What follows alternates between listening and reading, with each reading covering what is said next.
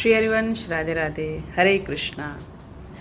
कहते हैं कि श्रीमद् भगवत गीता आपके ज़िंदगी में किसी भी तरह की समस्या हो, किसी भी तरह का द्वंद्व हो, किसी भी तरह की परेशानी हो, और अगर आपने गीता पढ़ी है या आप पढ़ते हैं तो किसी न किसी पन्ने पे, किसी न किसी श्लोक में, किसी न किसी संवाद में गीता की आपके उस समस्या का, उस द्वंद्व का, उन परेशानियों का हल मिल जाता है।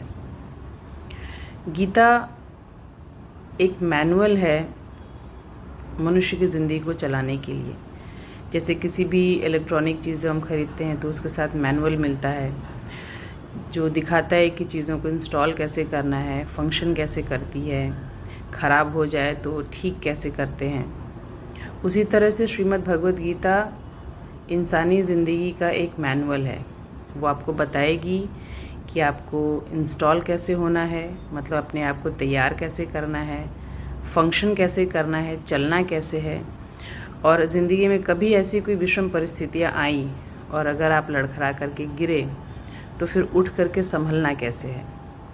एक बहुत अच्छी सी बुक मैं पढ़ना शुरू किया है, श्रीमन माध गौडेश्वर पुंडरीक महाराज द्वारा लिखी हुई unlocking yourself with Bhagavad Gita.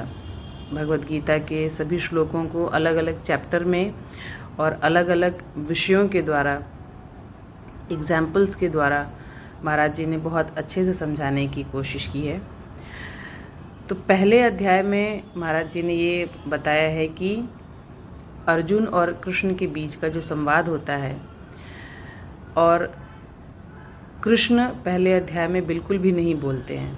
Krishna का, भगवान कृष्ण का कोई भी संवाद नहीं है। सिर्फ अर्जुन जो पहले अध्याय में या पूरे भगवत गीता में अगर आप कह लें तो मन को प्रतिबिंबित कर रहे हैं, मन का प्रतिरूपण कर रहे हैं, क्योंकि उनके पास इतने सारे सवाल हैं, इतने सारे द्वंद्व हैं उनके मन में, इतनी सारी जिज्ञासाएं हैं, वो विचलित हैं, वो भ्रमित हैं, वो आशंकित हैं, वो परेशान हैं, वो दुखी हैं, वो हताश हैं। और ये सारी जो क्रियाएं होती हैं ये मन की होती हैं। तो पहले अध्याय में अर्जुन जो मन को सांकेतिक कर रहे हैं, ये सारी चीज़ें इंगित हो रही हैं पहले अध्याय में। तो महाराज जी ने कहा है कि अर्जुन और कृष्ण जो कि रथ पे बैठे हुए हैं, अर्जुन जो मन का प्रतीक है, व्यथित है, भ्रमित है, आशंकित है, चिंतित है, दुखी है। तो रथ को महाराज जी ने कहा है कि rath is a symbol of our body. जो रथ है वो हमारा शरीर है, हम खुद, हमारा मन स्वयं अर्जुन है, लेकिन जो ड्राइवर है रथ का वो श्री कृष्ण है। तो पहले अध्याय में श्री कृष्ण इसलिए नहीं बोले कि ड्राइवर जब हमारे रथ रूपी शरीर के मन में, अर्थात कि जब सीट पे बैठता है तो ड्राइवर तुरंत गाड़ी चलाना नहीं शुरू करता। वो पहले इंजन को चेक करता है, इंजन को समझता है, उसकी स्ट्रेंथ को समझता है कि इंजन को गर्म करता है, तैयार करता है, फिर चलाता है। तो पूरे अध्याय में श्री कृष्ण इसीलिए नहीं बोले। उन्होंने अर्जुन को पूरा मौका दिया, अर्थात मन को पूरा मौका दिया, उसकी स्थिति को परखने के लिए पूरा समय दिया। और जितनी भी आशंकाएं थी अर्जुन के मन में, अर्जुन ने बोल करके वो सारी आशंकाएं श्री कृष्ण को प्रस्तुत की। अर्थात आप अगर गाड़ी में पीछे बैठे हैं और आपको कोई आशंका है, श्री कृष्ण रूपी ड्राइवर अगर आपका है, तो गाड़ी चलाने से पहले आप उसको अपनी सारी कंडीशंस बता दीजिए कि देखो भाई, मुझे ये प्रॉब्लम है, मुझे ये प्रॉब्लम है, मेरे ये सिम्टम्स में गाड़ी में मुझे ऐसा लगता है, मुझे ऐसा लगता है, मुझे यहाँ रोकना, मुझे ऐसे ले चलना, मुझे इस डायरेक्शन में ले चलना।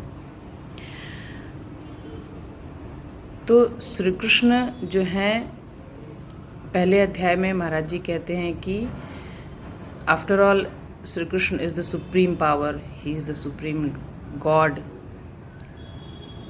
वो जगत गुरु हैं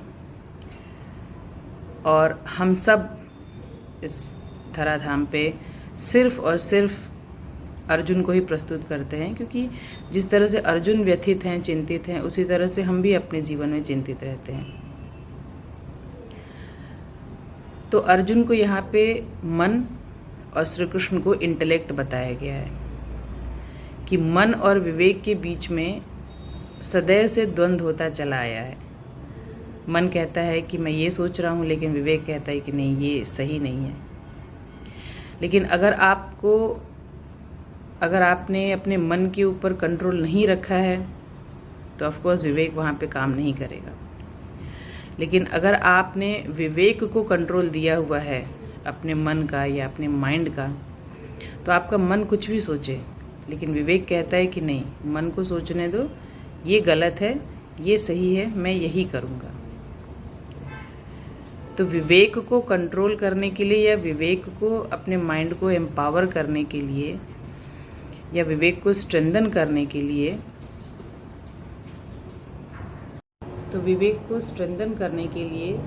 विवेक को अपने जीवन रूपी रथ का पूरा कंट्रोल देने के लिए हमें ज़रूरत होती है सत्संग की। महाराज जी कहते हैं कि सत्य का संग ही सत्संग है, श्री कृष्ण ही सत्य हैं, तो श्री कृष्ण का संग ही सत्संग है। और सत्संग का जो प्रसाद है वही विवेक है। गोस्वामी तुलसीदास जी ने भी कहा है श्री रामचरितमानस में कि बिनु सत्संग विवेक न होई। तो जहाँ पे सत्य है वहाँ पे श्री कृष्ण है, और जहाँ पे श्री कृष्ण है वहाँ पे सत्संग है, और जहाँ पे सत्संग है वहाँ पे विवेक है। तो गीता को पढ़िए और श्री कृष्ण रूपी विवेक को अपने इस शरीर रूपी रथ का ड्राइवर बनाइए और मन को श्री कृष्ण को समर्पित कर दीजिए। श्री हरिवंश। राधे राधे। हरे कृष्णा।